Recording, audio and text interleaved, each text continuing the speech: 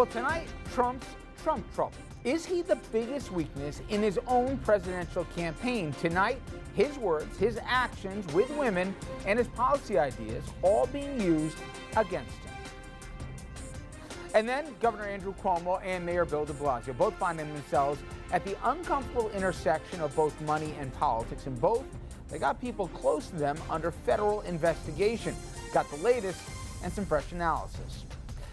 And later, it is that season, commencement speeches in 2016. President Obama goes a bit political, attacking the likely GOP nominee at Rutgers, and also talking about the environment that he thinks has enabled him. And we will also ask why so many speakers seem so unwelcome on college campuses today.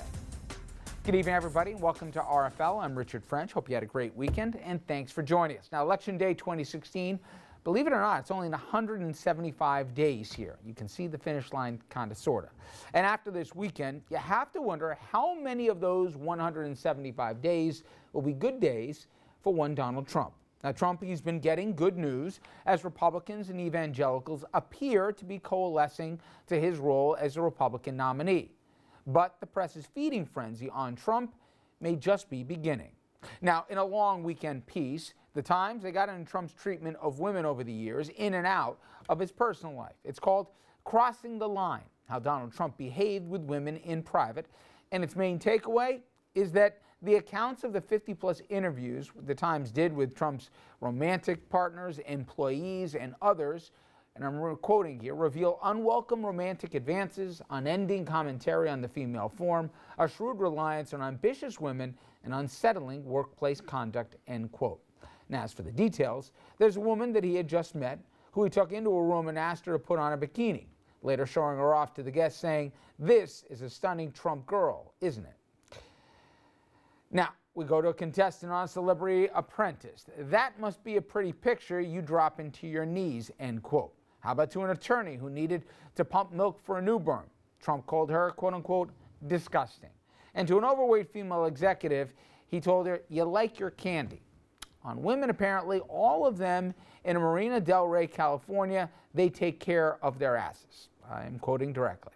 And from his construction executive, Barbara Reese, who we've interviewed here on RFL before, Trump carefully picking which women would grab lunch orders for people at a meeting. Her quote, "That was purely about looks. He wanted the people in the room to think that all the women who worked for him were beautiful." Now, there's more, but we only got an hour on this program. So the question is, how about comments like these impacting the appeal among female voters? And if you look at the polls, they're not good on this element for the Donald. He already trails Hillary Clinton by 26 points among women nationwide. That equals the gender gap in the 2012, 2008, and 2004 elections combined. John McCain, he lost the women's vote by 13 points in 2008.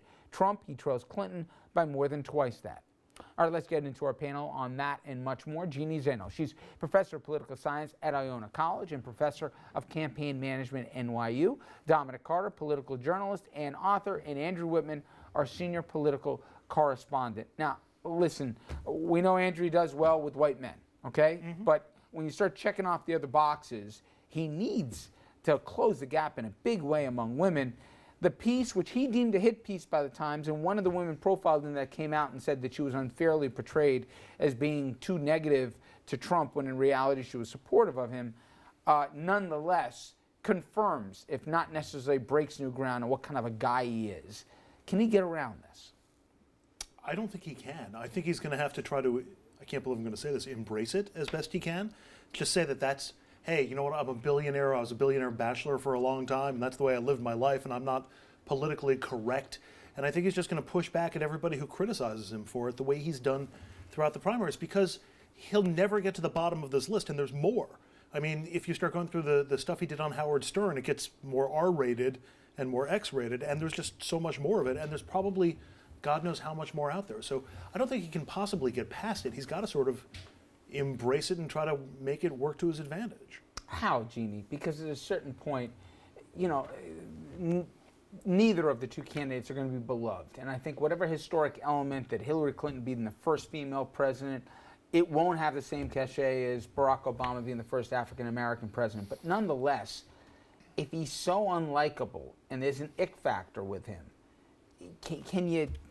can people get past that?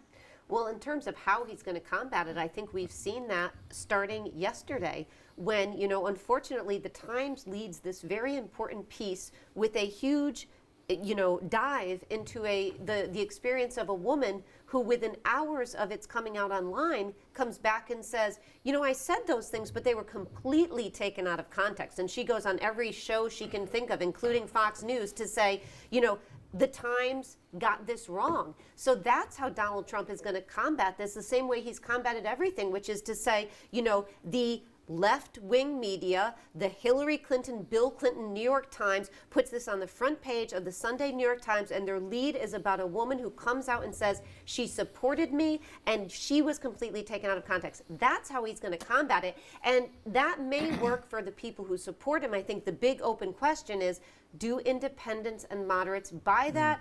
Or do they, continue to feel that this is not something they can see as presidential? But most unfortunate for the New York Times that that's who they led with, and you got to ask how and why that was able to occur. She said she was made promises that this wasn't a hit piece. That's interesting because what else would it have been? The Times, by the way, stands by and says the woman seems to be changing her version of the events after that. The quote, the quote is accurate. She's saying the context is what's not accurate. One thing we know, tomorrow night, Megyn Kelly is going to have her interview with Donald Trump that's already been recorded.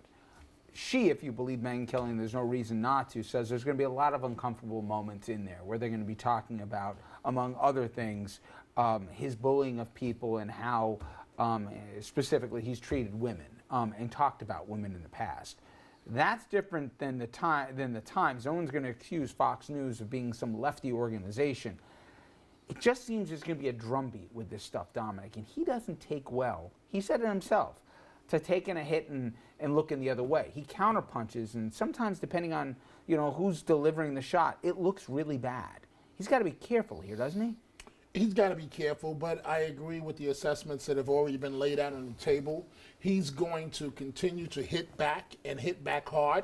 He's going to ignore this. He's going to cherry pick and put a few women out front that he wants their stories to be told, and he's just going to cruise on and hope that everything works out for him. It's going to be very interesting to see how this plays out.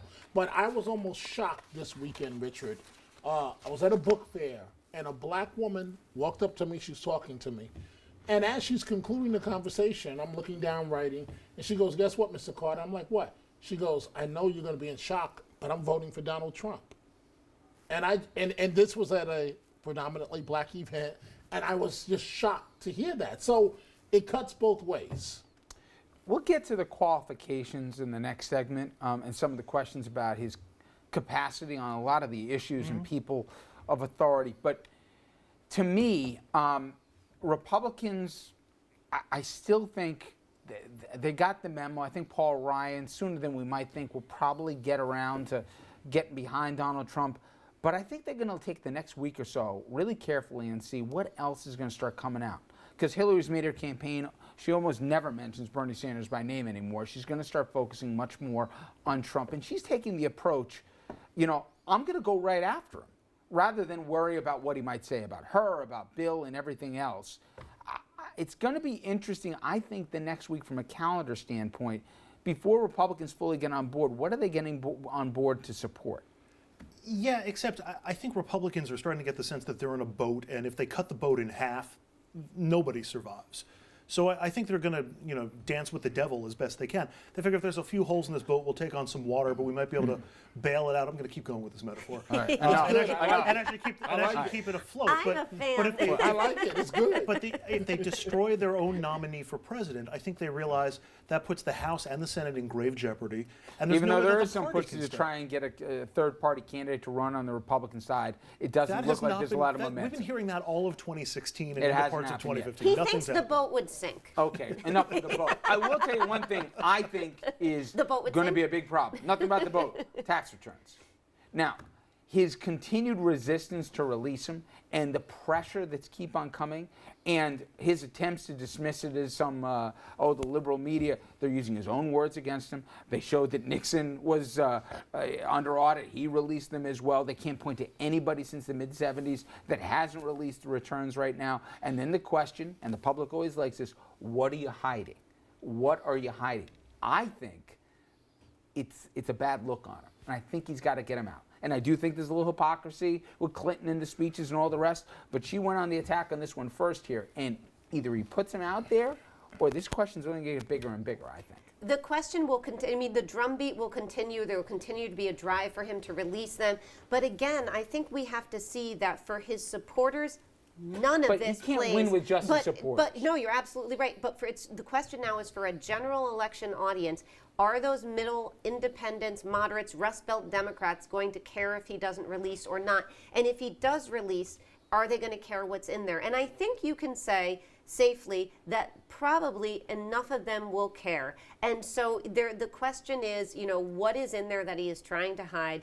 And I think that he is probably going to be pressured to release them at some point, because it's going to be hard for him to keep hiding behind this, I can't do it during the audit, which everybody knows isn't true. It isn't true. And Dom, and he's already said before, he will release them, and now he's got a tough time dancing on this. Final question. You know him a little bit. Do you think he's most worried potentially about being embarrassed that he doesn't have a fraction of what he says he's worth a lot less, versus that a lot of the stuff on here has an ugly look? He's declaring, like, I saw one golf course that people say was valued really at more than $50 million. He put it down for $1.3 million. And if you look at the tax base, the local people got to make up the difference and everything else. You don't have to be a CPA to understand the stuff doesn't look right. Is it more that, or time out? You said you were a billionaire 10 times over. This shows you're worth a couple of $100 million or whatever. It's a lot of money, but it's not what he's been saying he is. What do you think worries him more? Each of what you stated. Remember, he's the one that talked about big hands, so that tells you exactly where he's coming from. And when folks find out, and I can tell you now, it doesn't take a rocket scientist, he's not worth half the money that he says he is. He's used. Being generous. I am being generous, and he has used every loophole that's legal and perhaps I think the not public's legal. okay with that in terms of trying to get around. Don't break the law, but pay as little tax as you can. No, but it if it depends looks on like which he's making the ones. little guy It on the backs depends. of the little guy, then I think that Then the deflates his boat order. may sink. Okay, enough with the boat. All right. Now, Trump's words here are giving him some difficulty. Now, perhaps he should stick to policy. Actually, now those policies are under attack as well, and not just from Camp Clinton. I want you to take a listen to what Bob Gates had to say here, former Republican Defense Secretary, and even our overseas allies are sounding the alarm about the Republican nominee. Take a listen, and you tell me after the break if you think there's reason for Trump to be worried.